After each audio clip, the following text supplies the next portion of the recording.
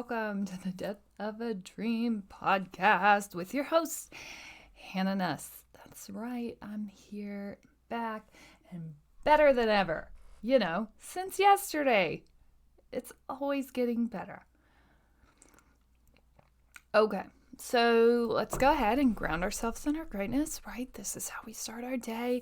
We reflect on one great thing that happened to, no, not that happened to us. One great thing that we made happen, period. Like, own it. Own that great thing. That's the biggest piece of this grounding practice, is you taking ownership of the greatness in your life that you're producing, right? Like, you're doing it. Okay, so my great thing from yesterday really has just been this like crazy energy between me and my husband. And not that it hasn't ever been there, just that lately it's just been another level of just excitement and energy and just like life-giving moods between the two of us. And I don't know that I'm even describing that right, so I apologize. It's been amazing. Like, it's been so amazing. And I think for me, the change in my energy has been this. I used to just like work so much in a place of spite, especially when it comes to cleaning and maintaining the house and life and all those things. And I've been really working hard to not live in spite, to just ask. And so I think that's been the biggest difference. It's like, when I need help, I don't get to be angry if I didn't ask. I get to be angry if he says no, but in the last 2 weeks, I've just been asking a lot more than I ever have. And that's just, I feel like, really led to a different energy, led to a different take in our relationship. And it's been amazing, because now I was against the wall and mad, I'll just go ask. And it's made a huge difference. And it's something that I would have never done before. But I've kind of committed to, I don't know, trying not to be so mad at the world lately. And the world really is what exists within my walls, right? Like, that's my main focus. And so trying not to move to a place of spite and anger, and that looks like me actually just asking. Dang it. And how often do we resist that, right? And I've been resisting it for so long because, quite frankly, it's a lot easier to just be angry than it is to face possible rejection, right? Like, every time I ask, he may say no. And there's a lot of fear there for me. And so it's just easier to avoid that and assume he's going to say no anyways. And what I find is most of the time he doesn't. I know. It seems crazy, right? Like, no, Hannah, they're going to say no. But I was so scared of getting the no, getting rejected, that I just didn't ask, which led me to this place where I'm just angry all the time. Like, really, I have to do all this by myself, really? But you don't. It's just that fear, right? That we hold on to. That fear that they may say no, that we may end up doing it by ourselves. And at that point, it's probably okay to be a little angry. But don't stop asking. Like, keep asking the question.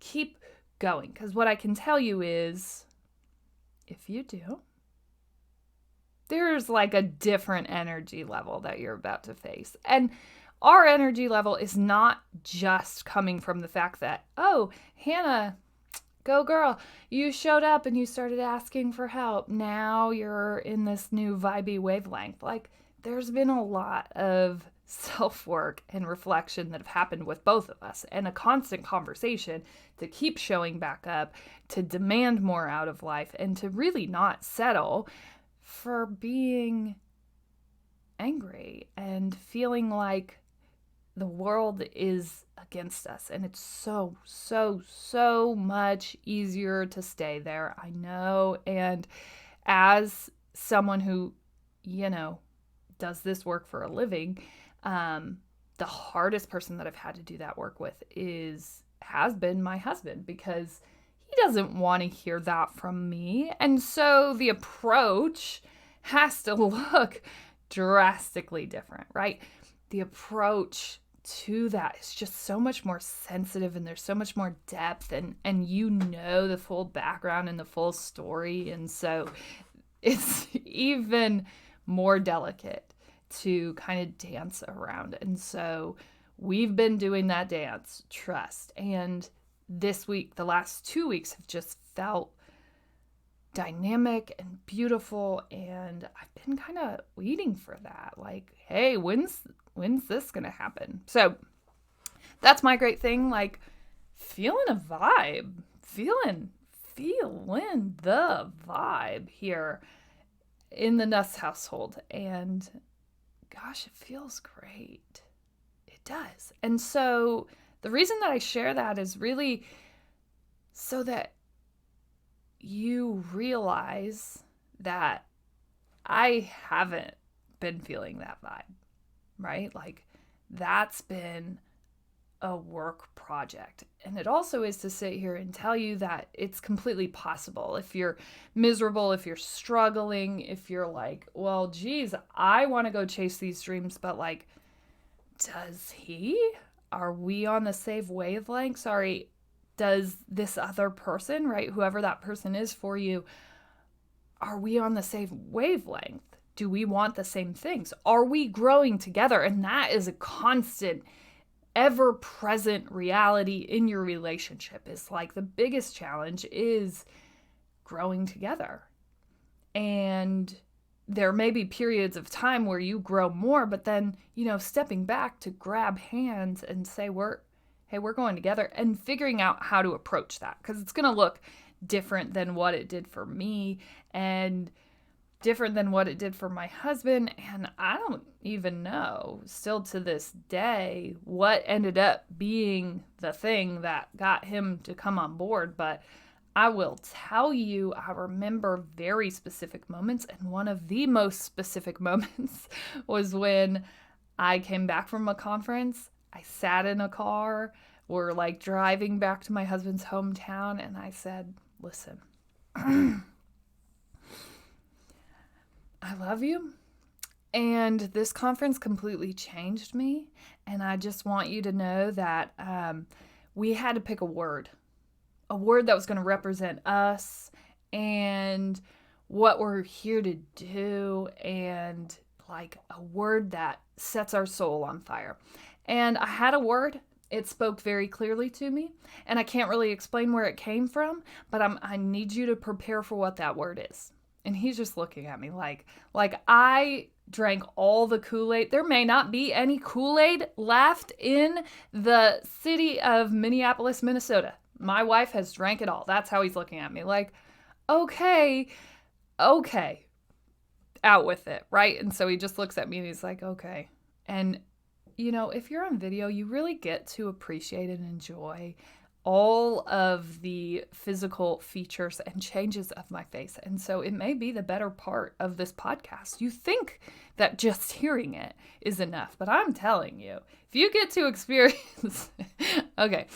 So he's looking at me and he's like, okay. And we're about to go by the Quick Star, which like in Iowa is a beacon of hope, because it's in most small towns. If you don't have one, you want one. Right? And it's just a convenience store. Okay. But it's so much more than that. It's got everything. Okay, come to Iowa, you'll understand quickly. Casey's is also similar to that as a quick start. Okay, so we're about to pass the quick start, and I said, you know, Jordan, my word is empire. And he looks at me and he goes, that makes me want to vomit. And I said, I know, right? Same. And then it was just silence. We had 20 minutes on the other side of this car ride, and we sat in complete silence for the whole car ride. Because it was just like, at that moment, I think he knew that things would never look the same for us again. And the vomit feeling in his stomach was the upchuck of knowing that this bitch is serious and we're not turning back. And I got that, right? Like when I wrote the word, I was like, oh no, choose any other word. Choose any other word, please. Right? And I will show you. This is the flag of which, right? This was the conference, Rise 2019. This is the flag. This is where the word came to be, empire. So if you're on video, you just got to see my little flag there. But that was it. It spoke so clearly to me. And it's so funny because there's all these hippy dippy things that I say often, and we're walking over into that space. And I wish that it was less, because that makes it seem like it's some airy-fairy thing. But it happens. Like, you can actually trust that. And it seems silly, but my word spoke so loudly to me. And I wanted it to speak the least to me. Like, could we just have the word, like, book or podcast, like empire? That's a pretty far leap from where you are now, right? And we sat in silence in the car the rest of the time because it was just this silence and understanding that life after this point would never be the same. And I think for my husband, it was this understanding that he was going to have to go with it. He was going to have to grow. And in that silence, I could sense the fear, but the understanding that life is never going to look the same. And it hasn't. So here we are. But now we're on this like higher up vibe, and I know that that's an ever changing. So right now I'm just appreciating the hill of the roller coaster that we are on. That's it. I'm just loving it. I'm loving the energy this week and last week. So that's my great thing. Go ahead and take time to ground yourself in your great thing. Okay, so today I couldn't escape this story. And as much as I was like trying to find inspiration for the show, this story just kept coming back up. So it has to be told. I have to bring it here. I will probably tell you, if you're listening on the podcast, it is probably worth venturing over to watch this podcast live. Even if you can't see it live, it is posted to our Facebook community. It's also posted to my YouTube channel, but I've gone over this story in my head, and as I tell it in my head, I can even appreciate where my face goes. So it maybe doesn't make sense, but it's all going to. Okay, so my husband and I are laying in bed. It's probably like 2 a.m. and we're both sleeping. And all of a sudden I start to hear this little noise. And I'm like, oh, little noise. I've gone crazy. Just roll over. It's fine. And then like I hear it again. And the deeper sense of fear comes into play when my husband also hears it. And then I'm like, new level of anxiety, right? Like at that point, I'm losing my absolute mind. I can't even help myself. We're gonna die. This is of this only thing I am certain at this point. Like, we're not living through this moment. We've both heard this noise at this point. And so, like, I'm not going to be the one. I am not going to sacrifice myself. You should know this. I am not getting out of this bed. The only help that I can bring here is to protect myself, and doing that looks like me just covering myself in blankets. Like, as long as it can't touch my actual skin, we're okay and it can't hurt me. And so it's kind of a smaller noise, but it's like coming from over by our dresser. And here's the thing, like, it's Iowa, okay? This is the Midwest of the United States of America, and it's getting cold. It's almost fall. It's starting to get cold. And our house is like one of the original houses in our town. So it's old, y'all. I don't say y'all, but I just did. Okay, our house is old. And so every fall and every winter, we tend to get little critters that just find their way in. We probably need to do a good foundation round, but we don't know how to do that. We don't know how to adult. So, like, it's not happening. We're just going to figure out how to get rid of the critters after they come in. Okay, so we hear this noise. My husband, like, gets up hesitantly, like, it's just going to go away, right? Like, whatever it is going to go away because it just heard me move. It doesn't, right? So then he sits up and we're like on a new level, and he turns off the fan, and we're like, it's getting louder. we're both scared. Our minds are just sitting in fear. And so he goes over, he shines the light on the like vent, and the noise goes away. Right? And so then he goes over into the girls' room because we share a vent, and he makes sure that there's nothing in there, that there's nothing going on. He like hesitantly looks down into this vent like, okay, shit, I don't know if I really want to see anything. I'm not sure. And I'm just sitting there thinking, like, don't look in there. What if you see something? Oh my God, we don't want to know what it is. We just want to know that it's gone. Like, whatever, as long as the light scared it away, we're good. We don't need to know. We'll just assume it was a cute little mouse that just got in here wanting to create some havoc. Like, we don't need to know. No one needs to know. It's in our best interest to just not know forever until the end of time.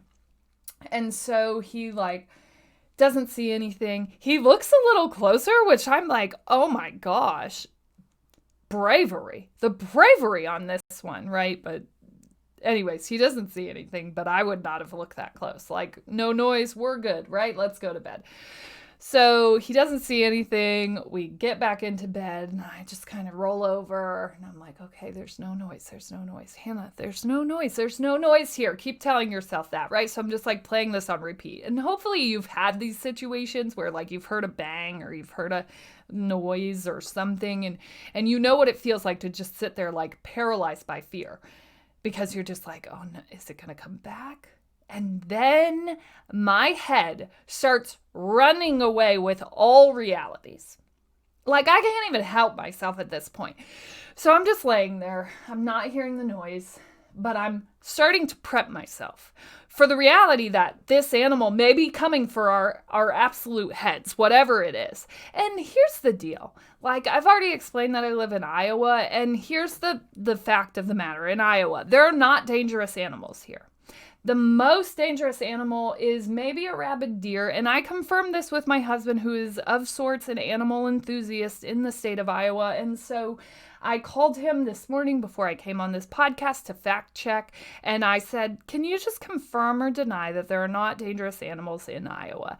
And he's like, well, I mean, animals get rabies, and then they're really dangerous. And I'm like, right, but like, are there really animals in Iowa that we should be in fear of? And he's like, no, not really. Okay. So in my mind, the only animal that I am aware of that is not rabid, that could put my life in danger, is a badger. And here's the bigger reality is like, you could probably just step on it because it's still pretty small. It's not a bear.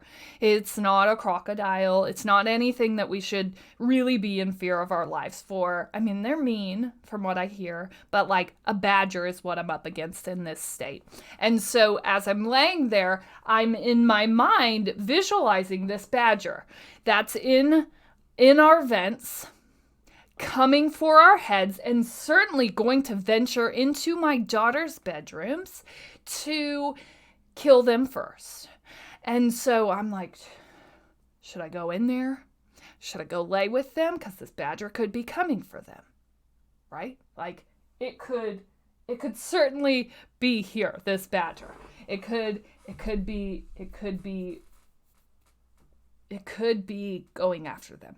And so as a mom, I'm starting to come up with my badger defense mechanism that I'm going to use to protect my young from this badger, because I'm in fear here. So I'm laying there and I'm thinking like, okay, I'll go lay with them.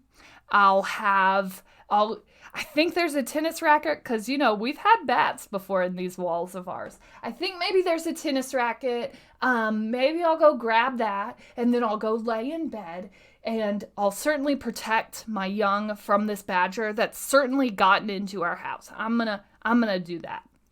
I'm gonna be that mom. And then I'm just laying there and I'm thinking about like the actual size of the vent in which we're talking about, and the squares are probably about 1 inch by 1 inch. So then I start talking myself out of this narrative, like there most certainly is not a badger, and even if there is a badger, which like the likelihood of the most dangerous animal in the state in which I live being in my vent system is like really small. And it's also even smaller because I think those are kind of a larger animal. And at this point I've lost my mind and it's 2 a.m. and I can't recover, right? Like the adrenaline is just pumping. And I start to try to talk myself out of the insanity in which I'm lying in at this point. Like, okay, there couldn't even be a badger, even if they wanted to. I've lived here my entire life, so all of 32 years, and I have yet to see a badger. Though my father used to tell me that a badger could come and they're angry enough that they could pop your tire if they wanted to, because they're angry, right? And I've still never seen one. I don't even know what one looks like, but I'm certain at this point, as I'm laying there trying to talk myself out of this craziness, that a badger could not get through the vent. And so once I establish this in my mind, I start talking myself back down. Like, a badger can't get in. You don't need to sit here in fear, even though you still are, because then it was like, well, if a mouse comes in. So then I'm just like, just cover yourself up. Just don't let it touch you. Like, as long as it doesn't crawl across my head, I'm going to be okay, right? Like, as long as I don't feel it on my feet. So then I start talking myself back into the reality. But I think most importantly, so we recover, we survived the night, but you should trust that when I woke up an hour and a half later, I'm like delicately prancing across the floor as if I'm going to come across this wild animal that most certainly has been just sitting here planning my death, right? Because that's why it got in here. It couldn't be the fact that there are probably just M&Ms and crackers strewn across my floor. No, it could not be that. So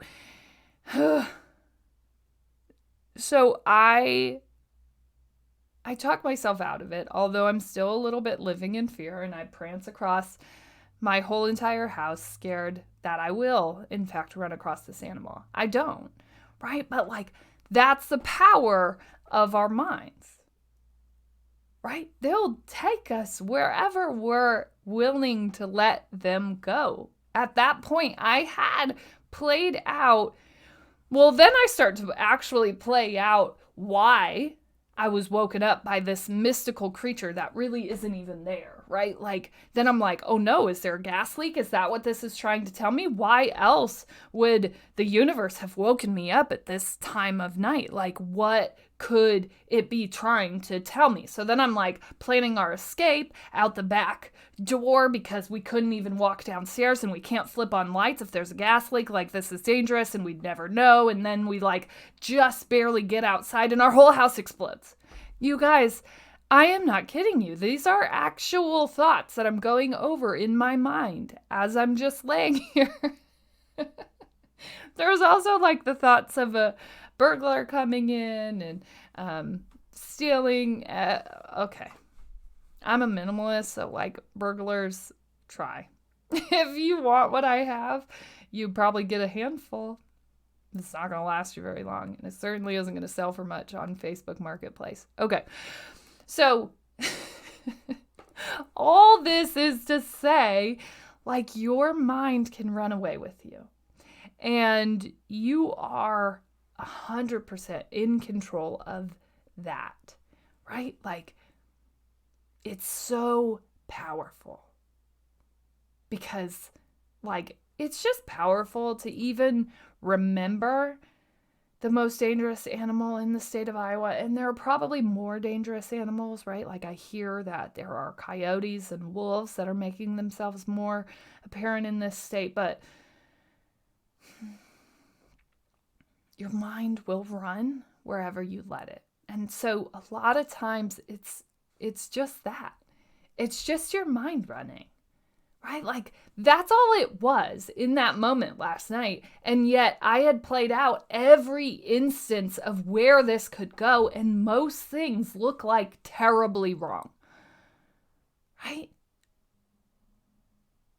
Most of the places I was allowing my mind to go were terrible. And as soon as I just started to play out realistic narratives, because trust, we all know, if you listen to the mouse episode from last winter, the fact that we haven't had a pest person come in and really help us out is probably kind of bordering on the lines of neglect, but like, it's going to be okay.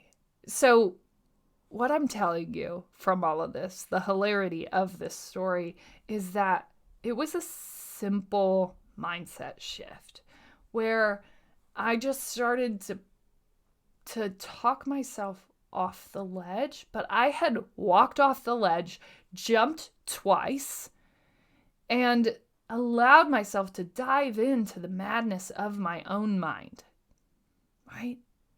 Like, and I think that's what's most important from this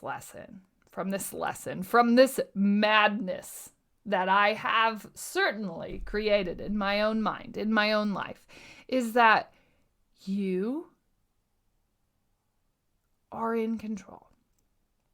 You are. Your mind will only run as far as you let it. And I think that works in both ways. That works in ways of madness and genius, right? Like, I want you to let go of your mind enough that you can allow yourself to imagine the life that you want. And I also want you to stay in control where you don't just allow yourself to follow the badger narrative. Like, the worst that's going to happen, the worst, as you start to pursue your dream life, is that there's a tiny mouse behind a keyboard telling you that you can't. Right? There's no badger. There's no one coming for you. You know? And I've had to constantly talk myself off of that ledge. Like, Hanna, the worst people can say is no. The worst that can happen is that someone just makes fun of you. And trust me, I've had it. Right? But like, there's nothing that can stop you unless you let it. And the biggest thing that you're up against is the control of your mind, right? Allow it to run when you're dreaming and stay in control of it when you come back down into this world. Do not let it run away with you. There is no badger in your vent system waiting to kill you. I promise. It may have happened somewhere, so I don't want to be undelicate. But the reality is you're in control. And you owe it to yourself to start letting yourself run wild but also keep those things in check.